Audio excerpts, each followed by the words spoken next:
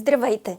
Следващите минути ще ви представя една от най-интересните професии в телевизията, а за мен и една от най-любимите – сценарист на документален филм. Професия, която улавя реалността, документира я и я превръща във филм. Звучи просто, но това е един много дълъг и сложен процес. Изготвила съм различни сценарии за филми на екологична тема или международна политика. Сценарии за филми, снимани в България и чужбина. Общото при всички е, че се изисква много подробно и внимателно събиране и проучване на фактите. А ето и етапите на целия процес. Намиране на история.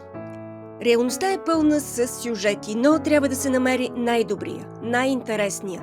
Този, който ще пресъздаде максимално действителността и ще има най-голямо въздействие върху аудиторията. Сценаристът трябва да има шесто чувство, невероятен усет за историите. Но той трябва да знае и кое ще развълнува публиката, да има способностите чрез сценария да предизвика интереса на зрителите.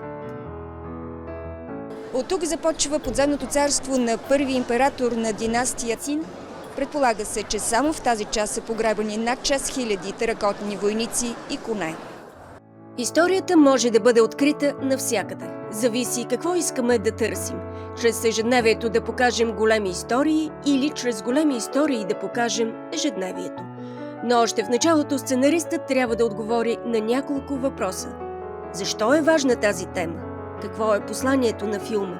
Какво искаме да провокираме с този филм? Вторият етап от процеса на създаване на сценарий е проучването, заравянето във фактите, за да няма информационно пропукване в сюжета. Фактите са този елемент от сценария, който ще направи историята реална. И тук важи правилото за проверяване на информациите поне от два независими източника. Напълно недопустимо е да се включват в сценария непроверени и недостоверни данни. Информация може да се събира от различни източници, не само в интернет, библиотеки, архиви, медии и книги. Източник на информация са и личните разговори, интервютата. Сценаристът трябва да събере всички гледни точки, да има пълна картина на действителността, за да я предаде обективно. Информацията трябва да се събира и организира прецизно, защото детайлите от нея се използват по време на целия процес. Писането на сценарий за документален филм предполага пълно отдаване на сценариста на историята. Винаги страстта, с която е написан текста, се усеща.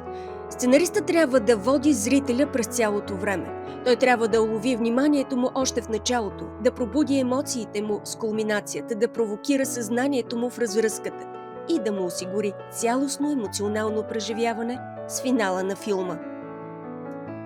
Спояването на различните елементи на сценария е изключително труден и фин процес. За разлика от разказите, при сценария за филм се използват още две изразни средства – автентичен звук и музика. Затова писането на текста трябва да бъде съобразен с тях.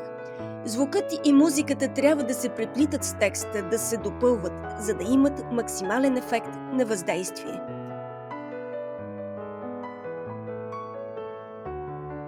Понякога създаването на сценарий за документален филм може да изглежда като криволичещ път, но това е така, защото той пресъздава реалността. Реалността може и да промени сценария в хода на писането на текста. И това е силата на документалистиката.